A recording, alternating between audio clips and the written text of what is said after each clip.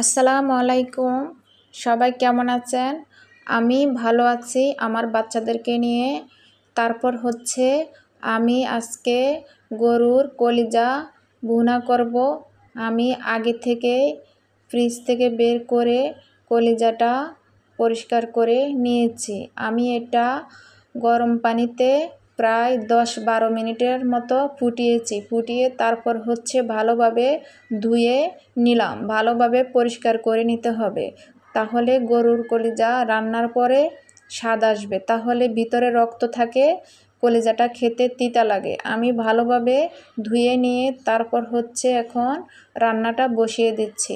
আমি চুলায় একটি পাতিল বসিয়ে তারপর হচ্ছে রান্নার রেগুলার তেল দিয়ে দিলাম। তেলটা দিয়ে তারপর হচ্ছে 10-12টা কালো এলাচ, তারপর হচ্ছে 4-5টা সাদা এলাচ, তারপর হচ্ছে 10-12টা লবঙ্গ, 2-3 টুকরা দারচিনি, 2টা তেজপাতা, বড় একটা কালো এলাচ। আমি কালো এলাচটা থেতো করে দিয়েছি। তারপর হচ্ছে মশলাটা নেড়েচেড়ে একটু ভেজে নিচ্ছি। মশলাটা ভাজার পরে খুব সুন্দর একটি ঘ্রাণ বের হলো। তারপর হচ্ছে আমি 2 কাপ পরিমাণ পেঁয়াজ কুচি দিয়ে দিলাম। পেঁয়াজ কুচিটা দিয়ে আমি এখন নেড়েচেড়ে পেঁয়াজটা ভেজে নিচ্ছি। তারপর পেঁয়াজটা আমার ভাজা কমপ্লিট। এখন হচ্ছে আমি 2 টেবিল চামচ রসুন বাটা, এখন হচ্ছে 2 টেবিল চামচ আদা বাটা, তারপর হচ্ছে 2 টেবিল চামচ হলুদের গুঁড়া, তারপর হচ্ছে স্বাদ মতো মরিচের গুঁড়া।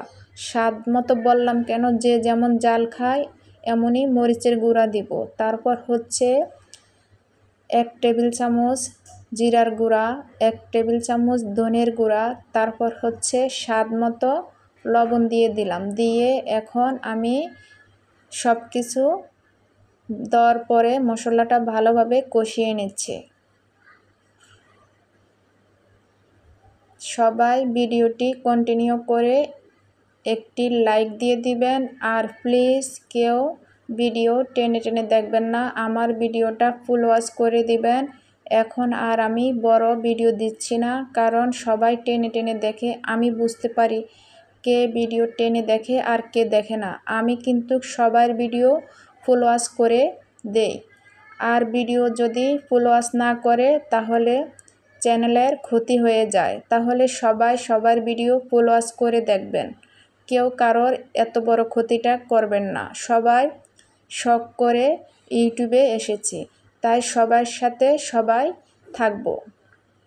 এখন হচ্ছে নেড়েচেড়ে আমি ঢাকনা দিয়ে দিলাম। আবার কিছুক্ষণ পর ঢাকনাটা সরিয়ে আমি আবার মশলাটা ভালোভাবে কষিয়ে নিচ্ছি।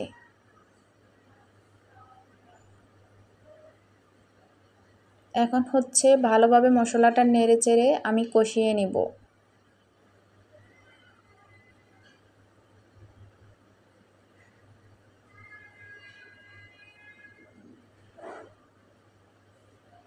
তারপরে হচ্ছে এই যে গরুর কলিজাটা আমি এখন দিয়ে দিচ্ছি।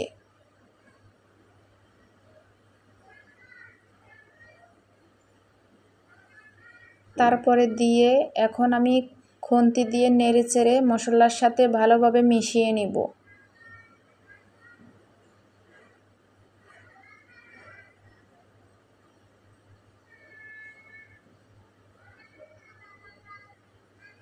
তারপর হচ্ছে নেড়েচেড়ে আমি এখন কিছুক্ষণের জন্য ঢাকনা দিয়ে দিলাম।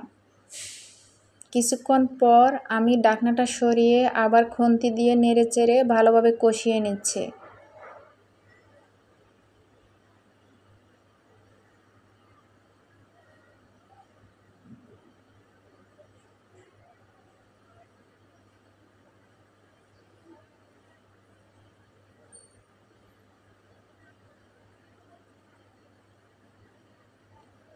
আমি আবার নেড়েচেড়ে কষিয়ে আমি ঢাকনা দিয়ে দিলাম। কিছুক্ষণ পর আমি আবার ঢাকনাটা সরিয়ে আবার ভালোভাবে নেড়েচেড়ে কষিয়ে নিচ্ছি।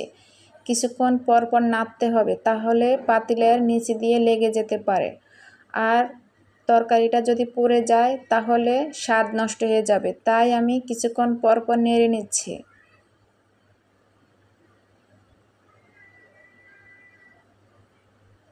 আমি নেড়ে চেড়ে আবার কিছু সময়ের জন্য ঢাকনা দিয়ে দিলাম। কিছুক্ষণ পর আমি আবার ঢাকনাটা সরিয়ে নিচ্ছি, সরিয়ে আবার নেড়ে চেড়ে কষিয়ে নিচ্ছি। এখন হচ্ছে আমি অন্য চুলায় ফুটানো গরম পানি বসিয়েছিলাম, এখন হচ্ছে পরিমাণ মতো গরম পানি দিয়ে দিলাম। কলিজা রান্না করার সময় বেশি সিদ্ধ করতে হয় না, কলিজা বেশি সিদ্ধ করলে কি হয়, শক্ত হয়ে যায়। এখন হচ্ছে আমি এই যে তেজপাতাটা উঠিয়ে নিলাম, তারপর পানিটা দিয়ে নেড়ে চেড়ে নিচ্ছি।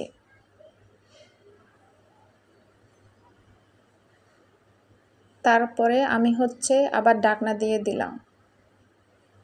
কিছুক্ষণ পর আমি আবার ঢাকনাটা সরিয়ে নিচ্ছি। ঢাকনাটা সরিয়ে খুন্তি দিয়ে আমি আবার নেড়ে নিচ্ছি, যাতে পাতিলের নিচে দিয়ে না লেগে যেতে পারে।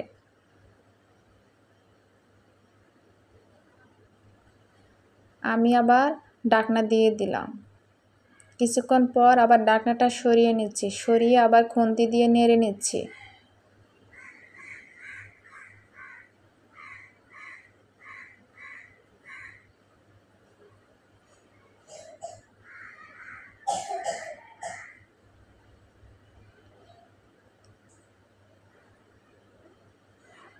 আমার কলিজা ভুনাটা প্রায় হয়ে আসছে। এখন হচ্ছে আমি আবার খুন্তি দিয়ে ভালোভাবে নেড়ে চেড়ে নিচ্ছি।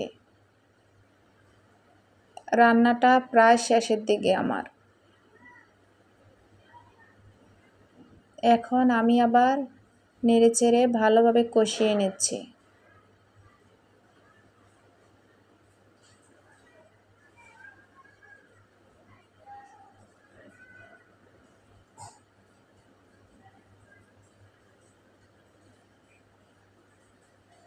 এই যে আমি ভালোভাবে নেড়ে চেড়ে কষিয়ে নিচ্ছি। তারপর হচ্ছে আমি এখন আবার ঢাকনা দিয়ে দিলাম।